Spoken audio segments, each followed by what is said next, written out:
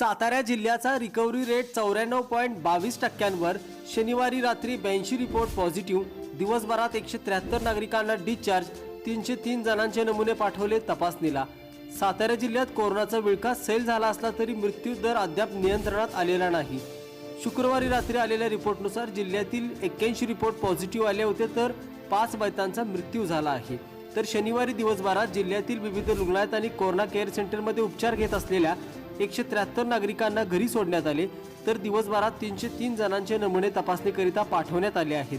तर रात्री आलेल्या रिपोर्टनुसार क्रांतिसिंह नाना पाटील रुग्णालय लॅब येथील 373 नमुन्यांपैकी 27 नमुने बाधित, आगारगर येथील 84 नमुन्यांपैकी 4 नमुने बाधित, कृष्णा मेडिकल येथील 58 नमुन्यांपैकी 4 नमुने बाधित, खाजगी लॅब 131 नमुन्यांपैकी 9 नमुने बाधित, अँटीजन टेस्ट 646 नमुन्यांपैकी 38 नमुने बाधित, असे सर्व मिळून 1332 नमुन्यांपैकी 82 रिपोर्ट पॉझिटिव्ह आले आहेत।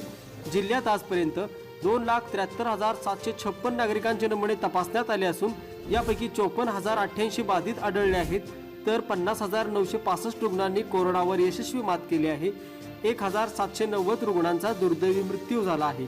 जिल्ह्यात सध्या 1,373 रुग्णांवर उपचार सुरू आहेत। शनिवारी रात्री पॉझिटिव्ह आलेल्या 82 रिपोर्टची सविस्तर माहिती उद्या पहा मुक्तागिरी न्यूजवर।